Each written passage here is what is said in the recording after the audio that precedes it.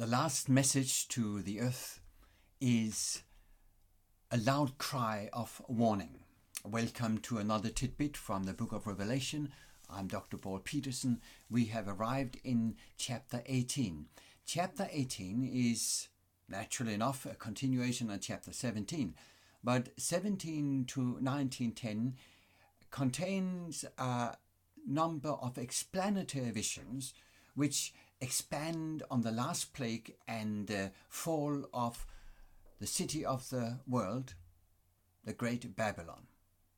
And it is Babylon that is in the center of the message in Revelation 18.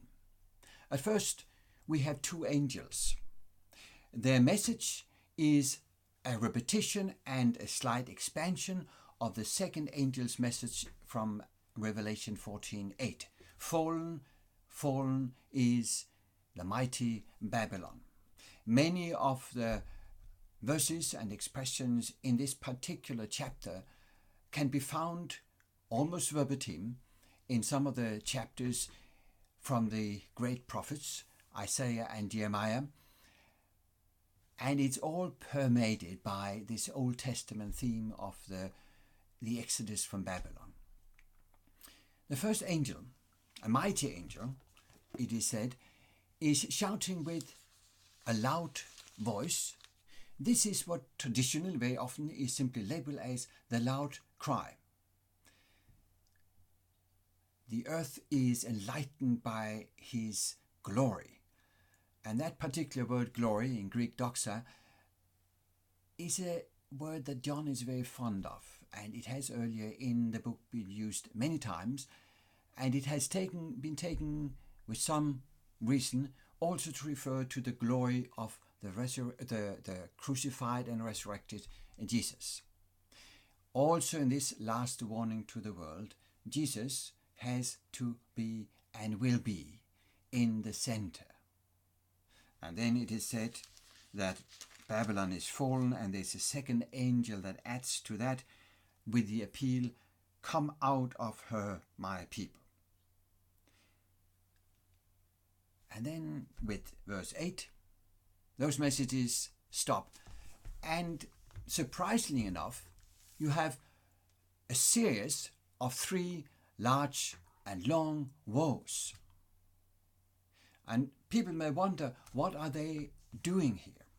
First, you have the kings of the earth who present their woe because of the fall of Babylon. Then you have the merchants, and finally the people of the sea, the ship people. I'm not a shipman, but what are they doing here? Now, I believe that this section, which we often skip, has a homiletic function. Throughout the book of Revelation, it is very clear that the world at the end will be divided into 2 sections. You have those who follow the Lamb, those who follow the beast. Those who worship God as the creator, those who worship the dragon and the beast. Those who have the mark of the seal of God on their forehead and on their hands, and those who take the mark of the beast. There is a clear division between 2. And certainly here, you see the kings of the earth, the merchants who have earned their income by trading with Babylon, and all the people of the sea who have been part of that trading, and they are in the front seat now. They are put forward, but they don't belong to Babylon, do they? They don't belong to Jerusalem either. So in a sense, you have a third group here. Maybe the message is, be careful not to say, "Oh, I am not a citizen of Babylon." Maybe you are not. And yet, when this world goes down, you may be sorry because you, like the kings or the merchants or the seafarers, actually enjoy Babylon. Think about it. Would you be very sorry if Jesus returned? Would you feel you miss something?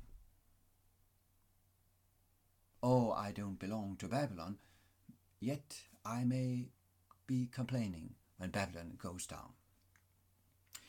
Those three long woes are then replaced by an appeal to be joyful that we find in verse 20. Many times as a verse is set up or laid out, you could feel, oh, this is part of the voice. I do believe this must be another voice which shouts, rejoice over her, O heaven, that is, rejoice because of the fall of Babylon, and you saints and apostles and prophets, for God has given judgment for you against her. This shout, this appeal for rejoicing, is similar to what we find in chapter 12, verse 12 also, where you have an appeal sounding a little like that. Therefore rejoice, O heavens, and you who dwell in them. So this is an angelic voice, I believe, appealing to us to rejoice. That rejoice, or the response to that appeal, will come in chapter 19. And then the final little tidbit from this often overlooked chapter. Notice how full of sorrow the description is.